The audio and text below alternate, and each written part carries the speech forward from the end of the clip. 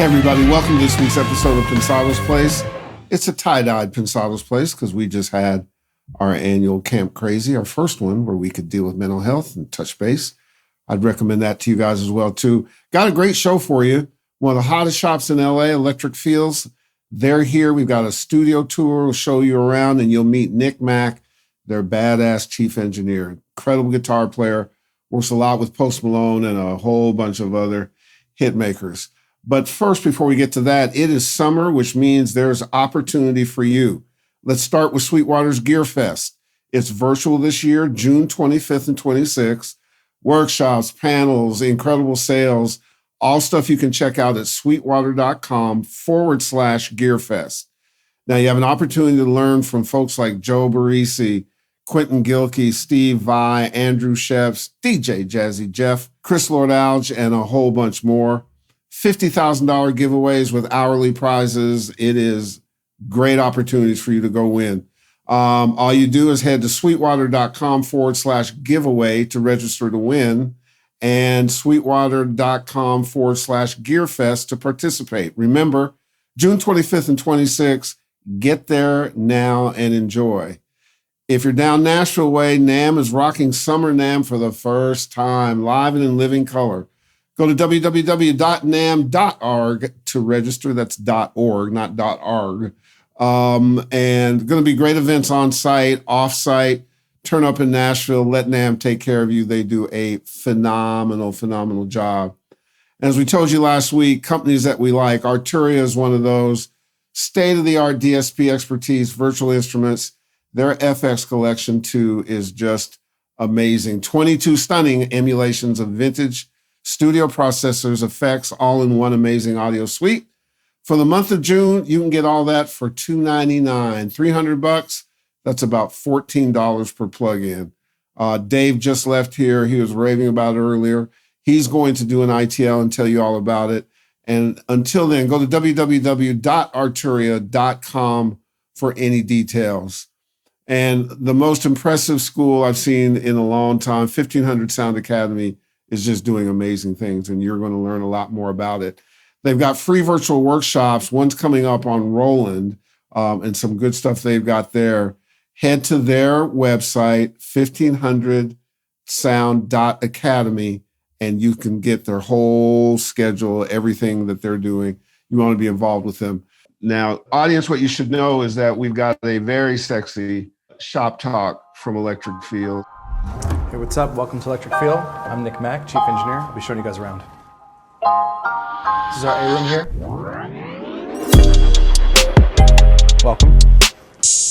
A lot of people call this place home. Louis Bell, Post Malone, 24 karat golden, Iann Dior, just naming a few out of all the people that come through. We have so many great people on our roster, but we've got a vocal booth right here, which is great because it's line of sight. If you're sitting in recording or mixed position, you can see the booth. You can easily communicate with TalkBack. You can see them. It's really great to do that. Currently, we've got a C800 up. We also have an 800 up in here. Lucky enough to have two of those, original production, which is really cool. I know they're making some new ones, which we'll probably get one of those 2.5, 3, but at least you've got two original ones. As you can see, a couple guitars, a plethora, if you will. We like to have people be able to walk in and kind of grab a little bit of whatever they want, whether it's a little synth or a guitar or whatever it is. We want our producers and songwriters to have what they need. Probably one of my favorite guitars I've got over here is the J45 Gibson. I just really love that guitar. It's a great acoustic, and I always love to see people pull it out and play it. At the front of the room here, we've got the API 1608, which kind of acts like a summing mixer for all of our producer setups. A lot of times, most commonly, we'll have people come in and bring a laptop. I know Post loves to sit here.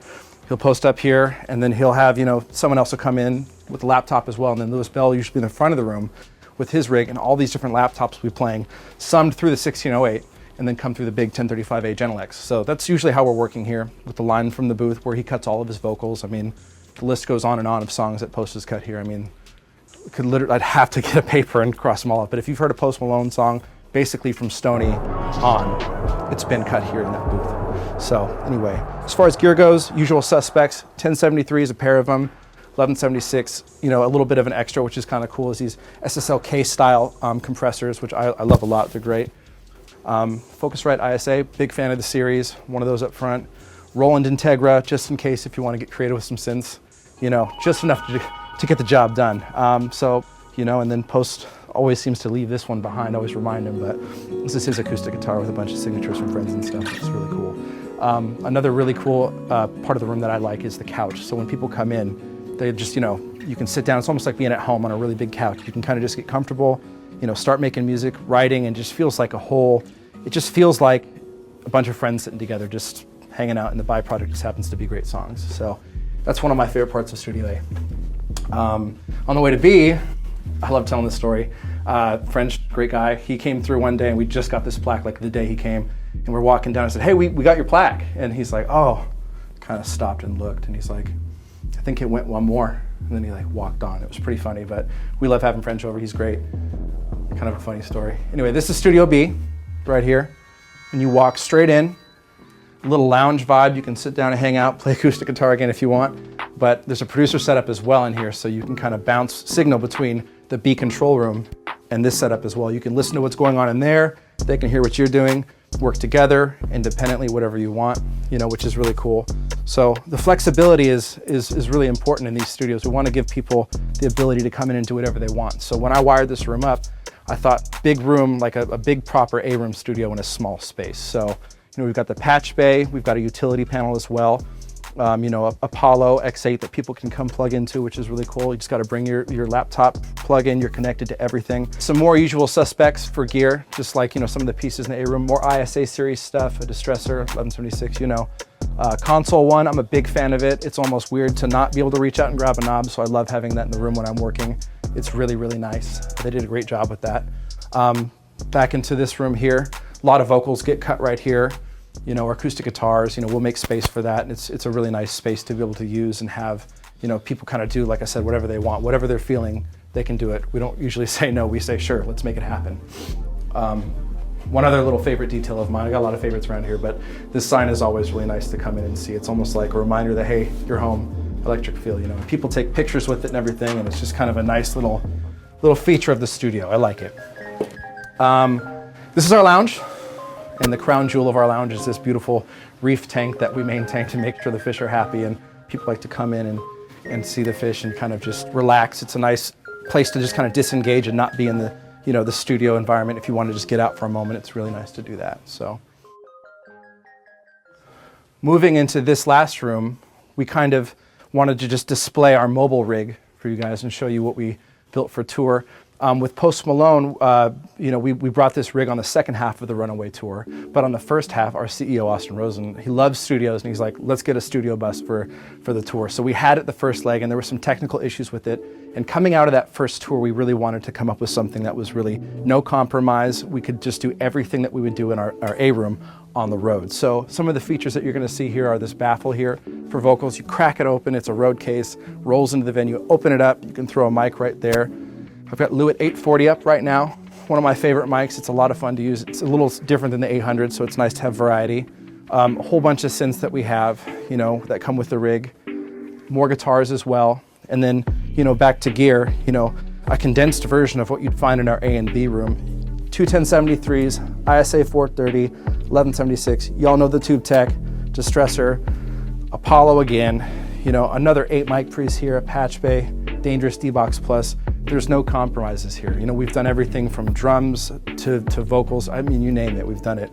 And this really became instrumental when we went after the tour. Post was like, hey, I'm gonna go to my house and start making the new record. Can you bring this rig? And I said, absolutely. We loaded it up, took it down there and set up, and I was there for 6 months with this rig. And like I said, we did everything from drums to vocals to you name it. The producer setups, we had these tables set up for everyone to plug into, just like how we would do in the A-room. You know, A-room anywhere, that's our thought, including the snacks. So we've got snacks, we've got drinks, we've got Oza, we've got flow water, and sometimes this will make an appearance in 1942. I don't partake, but for those who do, it's always a good time. So anyway, this is our A-room on the go. Wherever you want to be with an A-room type situation, this is definitely the solution to have, so I'm very proud of it.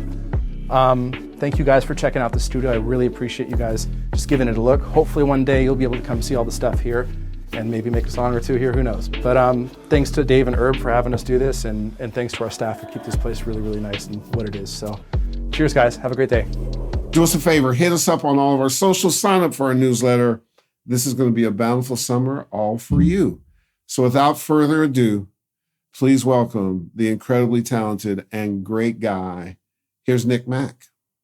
Nick, great to see you, man. Thanks, man. That intro, man, that too kind. I appreciate you very much. Thank you. I'm big Nick, on what's intro. up, buddy? How you doing? Living, man. I'm good. It's good to see you guys. Yeah, for sure. Great to be here. One of the great things about what we've seen going on coming out of the pandemic is that during the pandemic, shops were created, collaborations were going on, people didn't stop making hits, and somehow, some way, we've managed in our space, meaning all of us, to turn that into an asset where we were collaborating more, collaborating globally, doing all this kind of stuff, utilizing that time at home. Is that your experience, and have you seen the same thing? Absolutely. I mean, it was almost like when that whole thing hit, it was like everyone was presented with this opportunity to like, all right, how are we going to be productive now? You know, things are closed. You can't go anywhere. You know, thankfully we are where we are with technology now to where, you know, you can make records at home or anywhere, you know. My whole thing is like for Electric Feel, it's like EF anywhere, you know. So thankfully, you know, we had a mobile rig that was out on tour. And, you know, just to kind of like just straight up jump into it. Like, you know, I was on tour Post and we had this mobile rig we built. And the pandemic happened. It was, you know, I think the 12th of March. And he's like, yo, let's go back to the house. Let's start working on the new record. And I was like, all right, let's do it. And, you know, we jumped, that was our solution, was just jump straight in with this mobile rig, set up in his living room and kind of turn that into the creation station, if you will. And, you know, a lot of other friends of mine, I know, you know, one of my friends, Kyle Van Riper, another guy on, you know, EF roster for production, he was stuck out in Atlanta and he was, you know, poor guy was stuck out there with just headphones, you know, just working. So I know now his setup's a little nicer now, but, you know, so it felt like almost like a rush to like, all right, like what solutions do we have here? Like how are we going to solve this? So yeah, I think that, you know, One of the good things for me that came out of the quarantine was the live Nirvana tribute. Man, that kind of rejuvenated me. I was kind of thanks, man. Feeling sorry for myself, but me too. Don't worry. And dude, your guitar work on that was special. Thank you. It was good. That means a lot. And so after the show, you got to tell me what you had on the guitar. Oh man, on that guitar, I'll tell you later. A secret.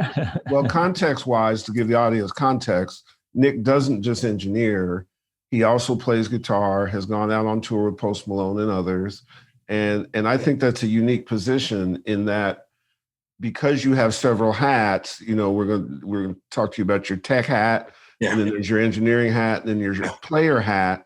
I think that is a lethal hybrid. It's like in the NBA. You can be a 3-and-D. You're kind of Kawhi Leonard, you know. I appreciate it. And how do those things feed each other?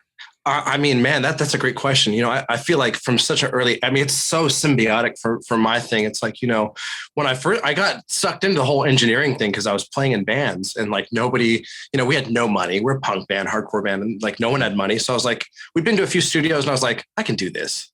The sweat. And then, you know, my mom bought me Sonar at the time. I was like, I got this, no worries. I pulled it up on the computer and I had no idea what I was doing. I was like, we got to return this right now. So we went to return it. They wouldn't take the returns because, you know, it's software. And then I was like, I don't want to waste my mom's investment. I'm a good son. So I figured out how to engineer anyway. So, but that, you know, wanting to record the band and then, you know, recording the band, hearing how bad it sounded, then wanting to like redeem myself, it just kind of like worked its way up to a point. And then I'm just, you know, I'm obviously, you know, being an engineer is my full-time situation now, but it's like, you know, ever since the beginning, it's been being a guitar player and wanting to hear myself in my band and try to do that whole thing. So it's like, it was so organic how it happened. So, you know what I mean? So, and then in sessions too, I understand them as a musician, you know, it's like myself, I think in pictures, that's the way my brain works, but you know, I can picture the song structure. I can think about how I'd play something or, you know, I feel like I have the musician sensibility about it. So I'm not just a technical person, you know, which is okay to be that too, but I do have the insight is like, I can feel how an artist would feel. I like to think, you know, and kind of anticipate the curves that might come around and almost have 3 different plans for, you know, think around, I had the curve, you know what I mean? Nick, you like live recording so much. Did you start your career out being the live engineer for your band, and also did you do live recording for other people? I did a lot of mobile recording, actually. I didn't do a lot of live stuff. I was an assistant, on some not live recordings. Well, I'm saying like like a 50-seater club, that's what I did when I first started. Yeah. So I had a little bit of a head start when I fell in love with it to go in to have that. Was that you too? It was more me like in my bedroom as a recording engineer. Unfortunately, I wish I had a little more live stuff in the beginning. I think that would have helped me earlier on with like some of the, like when stuff goes wrong, what are you going to do?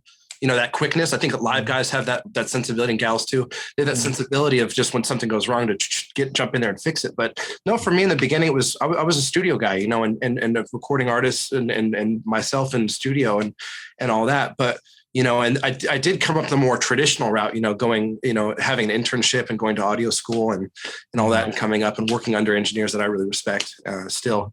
And, that was more my path. I never really, did a lot of live stuff, a lot of mobile recording, to different locations. I assisted a good friend of mine who's a live sound engineer. He's for a hobby, when I was coming up, but I didn't really get too rooted in that, but I have a lot of respect for those folks. By mobile recording, are you saying you just took your laptop and a pair of headphones over to his house? I wish. I know I had a whole, I've always been obsessed with stuff. So I like to, that's a trait we all have, but I had an OSP, I think is who makes the case. It's an OSP case. The lids come off. And then it became a little table. This is like 2014 or 15. I bought it off old chief engineer from my old studio I used to work at, Jason Dunahee. He sold it to me for like $250. Anyway, loaded it up with all the gear I needed. And, I think it was like a Focusrite Liquid Sapphire 56 or something, like, Firewire 400 type thing. Yeah. My laptop. And I'd go to different bands' houses and like record them and just travel. Cool. What's interesting as a corollary is, and this is kind of high praise, tall cotton. You remind me in terms of the skill set breadth of Greg Wells. Oh, wow. Greg can go from musician to engineer to producer to songwriter to player to all that in the same way with a level of proficiency that is scary. Hell, his children are scary. Wow. But that's a hell of a compliment. Thank you. Yeah, well, listen, you're running an amazing studio. Give us what you, and I know the diligence of the company. You wouldn't be in that position if you didn't have it mastered. And then there's lots of hit makers and so on and so forth. So tell me about the studio and kind of the ethos behind it and how you keep that going. It's a very unique space. We're right here off a very busy street. I won't name the street, but we're right here, heart of Hollywood. There's a lot going on, and a lot of wonderful people have been here and seem to keep coming here for whatever reason. Thankfully, we're very thankful about that. But, we've got an A room with a booth that also has a production space in it. We've got a B room with, and it's all been wired up to kind of like do, my whole thing is like, I never, from the start of working, professionally, I've never wanted to say no to people when they wanted to try something or, have an excuse why something doesn't work or whatever. So all the rooms are kind of like set up in a way to where whatever they throw at us, we can kind of accomplish in any means necessary, hopefully in a way that's very nice and clean and everything. And it looks nice and it feels nice and everything. But the studios are relatively simple. A room, big Genelex, as you can see behind me. Right now, we've got some Atoms up. Sometimes we'll put NS10s up or whatever the client or artist wants. Like I said, the attached booth has a production space or, a place to cut vocals. If you walk our hallways and you see all these, we're lucky to have a lot of plaques in the hallways here, thanks to a lot of folks on our roster. And, most of the vocals have been cut right there. And then behind me, like I said, there's that B room, that separate writing space. And then like a lounge thing that's kind of, it's, as people would say, it's kind of a vibe, Yeah. It's cool. Well, you know about the simple thing. When last time we talked to Louis Bell, you guys call him Lou. We call him. He was working on like a 1965 Acer.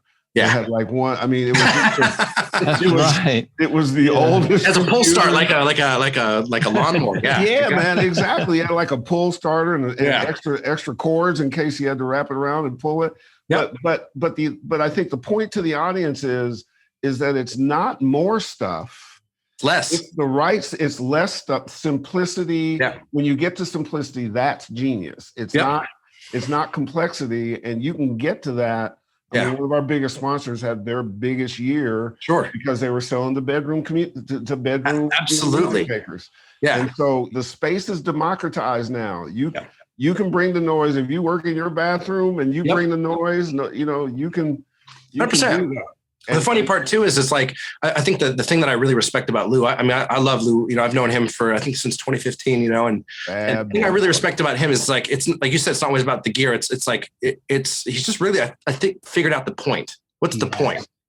What are we trying to do here? And I think that and he's very particular, which I have a lot of respect for. I think that in this industry to have a way that you go about things, each and every person having a way that you go about it is really cool and a really beautiful way to, kind of be like, how do you want to express yourself? What's your setup? It's like a personality. So with Lou, like I said, very particular, but he's figured out the point. So that's a great way to put it. Still waters run deep.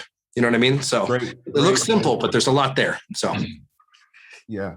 But you know what? The thing that getting to the point, I'm going to use that. I probably owe you publishing because it forces the creator to get rid of clutter. Exactly. And to get to the specificity of it. We try to do that with the show as well too. Sure. And particularly in a ADD time shortened, people listen. If they don't listen, they move on. Yeah. And you lost them. And I know when we last talked to him, which is also emblematic of Electric Feel, in my opinion. Okay. Not only did he get to the point, but he had sort of perfect recall. Yep. And he could go through Lou Brain and find something to the point. And his music sounds like that. And the artists benefit from that. And that's what is so cool about the roster and the duality of what you do. Like you just went to Utah, you just got back, and this one was your tech hat, right? Yeah, absolutely. Yeah. Share that. Well, it's funny, like I'm used to, whenever I go to Utah or wherever, I've built, like, speaking of mobile recording, I've got like a rolling rack where I have, a battery backup, Furman, the computer, the Mac Minis on a chassis, and then, a little fan to keep it cool. I didn't bring that. I had a suitcase. I had one outfit. I had like this Aaliyah shirt I got at Target. I threw that in there. And then my bag, the check bag is like my soldering iron, all this other stuff, my cable testers and solder and all shrink wrap and all this crap. That's what I took out this time because, Lou was there and Lou and I work closely on things. Sometimes I'll cut. He obviously, is post-Spain vocal production guy and they do such beautiful work together. But I'll do a lot of like, recording engineering stuff for like, for instance, the choir that, was cut for the Grammy performance. I went and did that and things of that sort. I'll kind of handle that. And, also, cutting references or whatever. We work, closely together occasionally. And I love Lou. But this time was mostly going out and just making sure they had what they needed to work in the studio. Post just finished his home studio, which is very beautiful. It's got an API vision, centerpiece in the studio, ATC monitors and all that. And, just kind of going and making sure that they're plugged up the way that they want to be. And it's a lot easier. I wasn't there and I'd say that I'd call it the golden days of recording where you'd have, the tape machine and everything. It's a little bit before my time, but it's laptops now.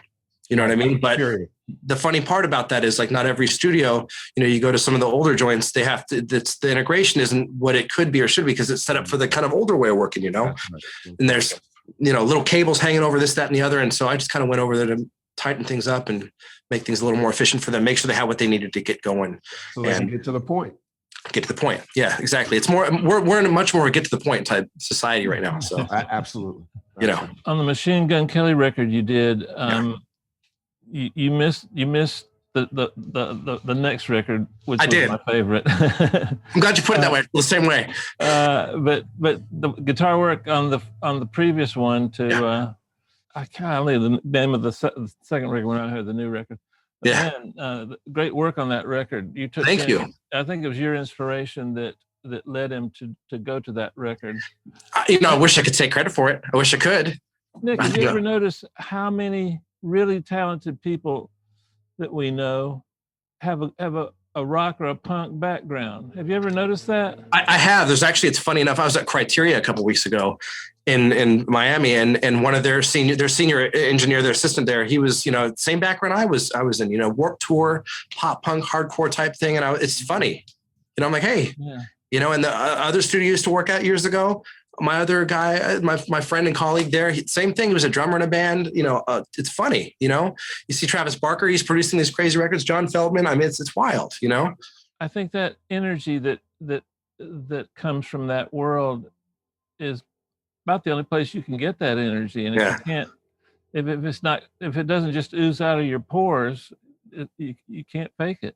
Yeah, no, it's a very genuine place to come from. I as far as that goes, that community, that hardcore punk rock, punk community, it's like, it's about self-expression, and there's nothing more honest than expressing yourself in any form, really. But for us, or for those people from that scene or that genre, it's genuine. It's a very genuine place to come. I also think that just the nature of technology. Yeah. Now we collaborate. We music, what's not going on in America is going on in the music. Yeah. We get out of our silos, we mix, we just got hit by Body Count, who came out in the 90s and was led by Ice-T. Love it. And to be on the show. And when we preach this a little bit, and you actually live it, today you should try to be a hybrid. Yeah. And borrow how it's just such amazing stuff comes out of there. And that's where you get an original sound. That's where you get an original signature. That's where you absolutely. So yeah, it's super cool what's going on. It makes the music so much more interesting. Definitely. And there's so much on the table right now. I mean, you've got the technology. Like behind me, it's a small API console, but it's a console. And then you've got laptops, you've got virtual instruments, you've got this and that. There's so much that's right there. It's almost like the gloves are off. Yeah. What do you want to do? Which is like, I think super inspiring, but at the same time, it's almost like, it's like, now what? Do you know what I mean? Like, you have to be creative now. It's crazy, so. And I also think this too, or I'm curious about what you think actually, is I also think you have to curate. Yeah. Because you can get overwhelmed. Like I sometimes think there's too much music out. Sure. How do you find it all? How do you keep up? Just like there's almost a software arms war where, this suite will do this and that plugin will do this. And man, because they come at us to market and so on and so forth. And we try to give a lot to the audience. That's the reason we have what we call homework in the beginning. This is your chance to get some things. Yeah. But as it comes at you, if you're not sure of your center, you can chase the dragon and never catch it. I'll tell you what had me stop chasing the dragon is we're talking about plugins and engineering and software, and it's gain staging. Do you know what I mean? Because I'm embarrassed now because our assistants kind of be like, have you heard of this plugin? Have you heard of this? I'm like, for the first time in my life, I'm not as up as I used to be because I feel like, there's always room to learn. And every time I have a session, I always change my template every time I change something. But I feel like the principles that I know to be true and hold is it's like, it's a testament. Yeah. It's like gain staging. Yep. So I've got my formula down for and I just don't feel like I'm looking for software as much. You know what I mean? 100%. But they'll be like, hey, have you seen this, that, and the other? I'm like, I should probably look at that. But, it's like what kind of stops me chasing the dragon is having those engineering fundamentals dialed in and kind of like out of focus, So I don't know if that makes sense or that applies really at all. But no, it does. Total sense. It puts blinders a little bit because I'm remembering the point of it is to get the artist comfortable, happy, record the song and not focus on software too much, which I have such a tendency to do that, but the blinders, what's the point? What are we doing? So. The Electric Field studios are known for smelling really wonderful. They are. I'd like to think, definitely. Are there a lot of people there with body odor that you're trying to cover up, or is there a point to? If you knew the inside joke, no, I'm just kidding. No, there's not. No, but the thing that's really great about our studio director Danielle Studios, I call her Danielle Studios. Her name's Danielle Engen. She's actually sitting right here. She's awesome. But when she came to the studio, I was fresh here as the chief engineer, fresh in about a month. She had joined us after that, and she went around with her little notebook the first day I saw her doing the thing. And then the next couple of weeks, she's like, all right, we're going to have candles, Palo Santo, just kind of like really get this, like when people come to the studio, what do they think of? How does it make them feel? Setting that environment, kind of setting the stage for them to feel like they can, it's a signature really, So yes, the studios I'd like to think smell really good. Yeah. They feel good. Candles, Palo Santo. That's kind of the signature. I do too. I got one from the company, from your company. Yeah. I don't know who sent it, but tell Danielle I'm going to start using it because definitely it's a cool thing. Yeah, no, it's awesome. And it's nice. And even when I do sessions, like the last time I can think of it, I had a session with 24K Golden over at East West. I brought him a candle in the Palo Santo just because we couldn't be at home because it was booked here. But I brought that for him just so he, felt kind of at home or whatever. But yeah, I mean, I definitely enjoy it. It's like, the thing for me, the foundation of a great session is, great energy in a room.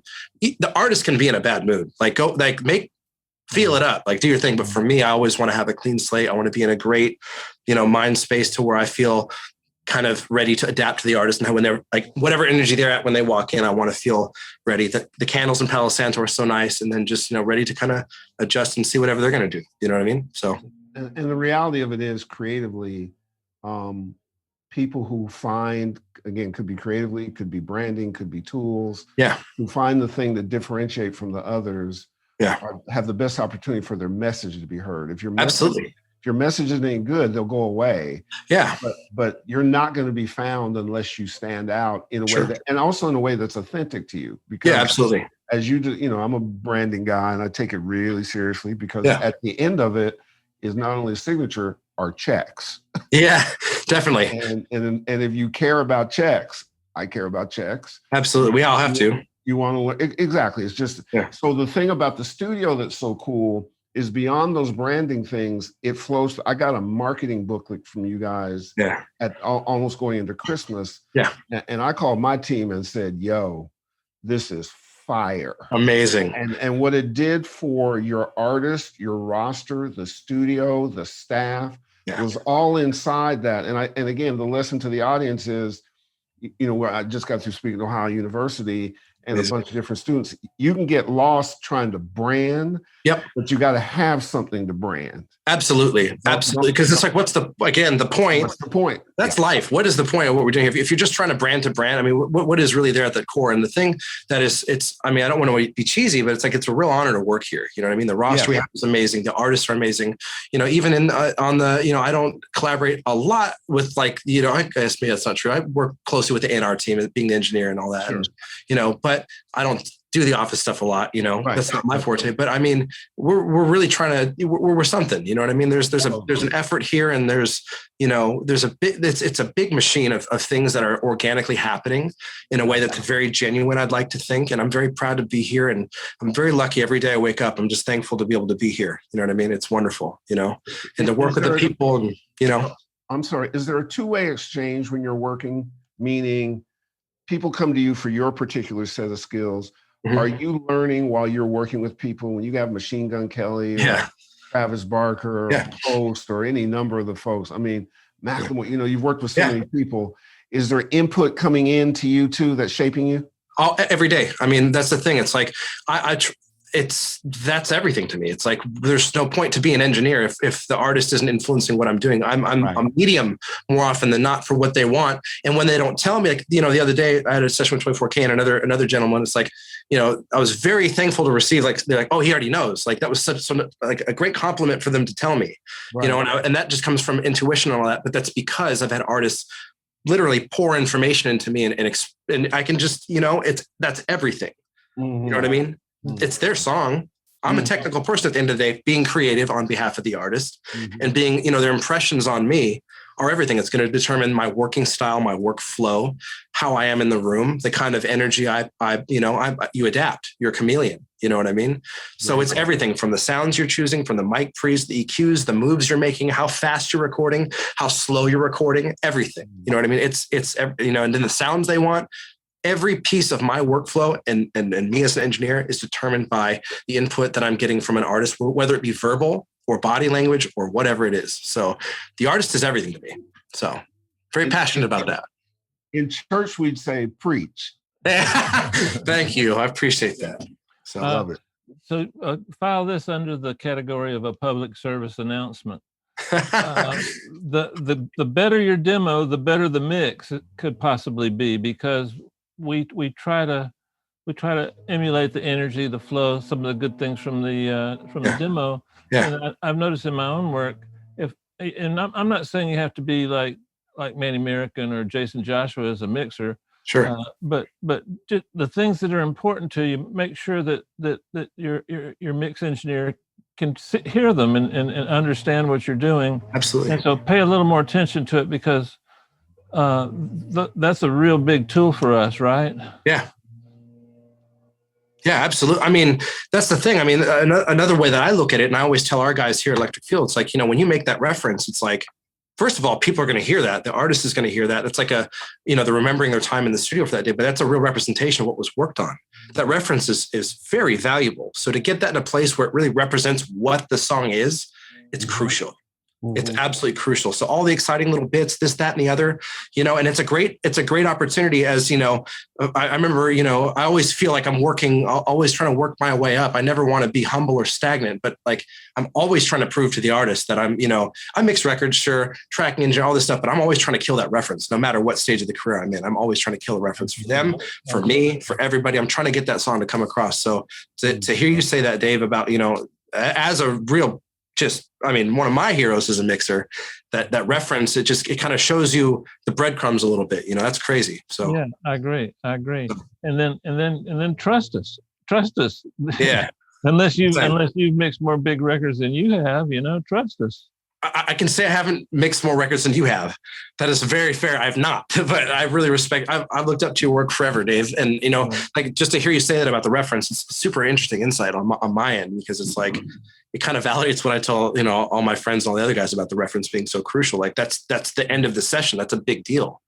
And also, only Jesus has mixed more records than Dave. I guess that's true. That's probably true. It goes back. Yes, sir. Backwards. Dave, are you doing a batter's box, sir? Yep. Now, I fully expect Nick to just smack the hell out of you, Dave, because he's just so good. But I got the backstop. I appreciate it. I've been waiting to do this for probably like however old the show is. It's about how long I've been waiting to do this. So here we go. I'm ready. Let's go. If I fall in trouble, I've got some Polaroids, Herb, so we'll be okay. All right, cool. So you remember how to do it, right? Yeah. I've seen the show. I know. I'm an expert at least watching. So let me try it. Okay, so here we go. SRV, Stevie Ray Vaughan. Oh my goodness. I mean, first of all, best guitar player of all time, in my opinion. One of them, maybe it's fair to say of all time, but that's ground zero for me. That's ground zero, ground zero. Fender. Reverb. 480L. Summing, I would say SSL. Clipping. Lavery Gold. Yep, good work. He's tough, Herb. He's tough. I'm going to have to come up with Yeah. Your favorite compressor? Respect and shout out to the late Ed Cherney, 1176. Respect. Much respect. Major or minor key? I like minor. MS, middle side. I would say Brainworks. Their EQ. I think it's the BX3 or whatever that is. Amazing. B3, yeah.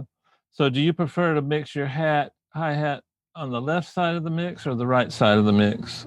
I just use S1 and turn it all the way up and then put an L2 and pull it all the way down. No, I'm just kidding. I'd center. I put it center, the hi-hat centered. And then if there's more to add, if there's some panning, if there's some movement that needs to happen, sometimes I'll put it in the center with an H delay on it and then turn the wet down and then do some stuff on the side. That's kind of fun. Make people feel like they want to throw up. Cool. So anything on the show is not copyrighted for you. It's copyrighted for me, so I'll steal that. Perfect.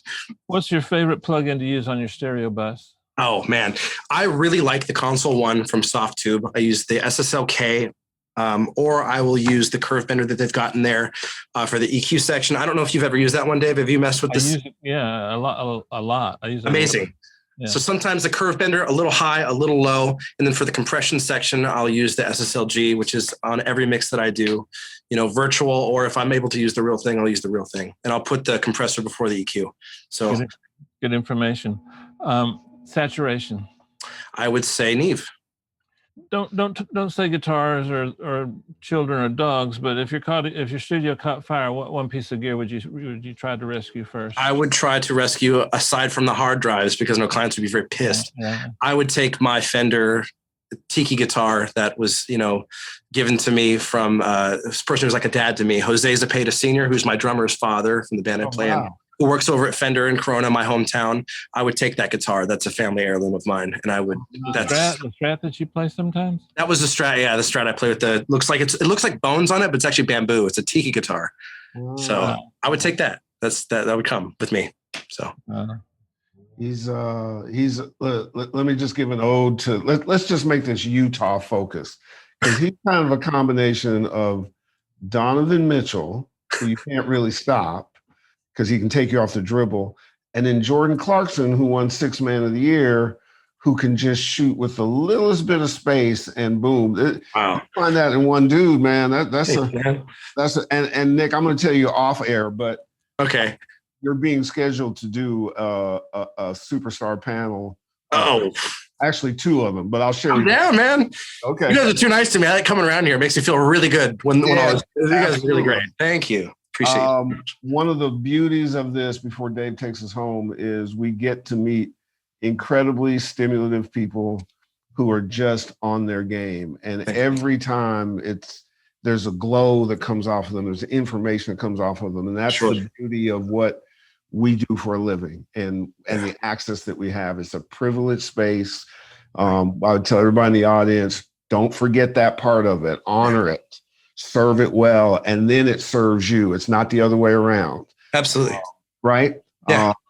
And this is why we love Electric Field, Thank you. and love us some Nick Mack. Thank you so much. Absolutely. I'm just happy to be here, you guys. I really appreciate you guys. Thank you. Oh yeah. Dave, take us home. Okay. Nick used the word chameleon to describe himself, and I think that's the future. I think that we need to be broader. If you're a mix engineer, I think you need to widen your scope and digest a little bit of technology so that you can repair some of the things. I've recently had to repair some things here, and I'm glad I knew it. But it's a different world. And we're coming out of quarantine. Our profession of mixing is completely changing. So do a little study, and then maybe we can do a video on that. But diversify. See you next time.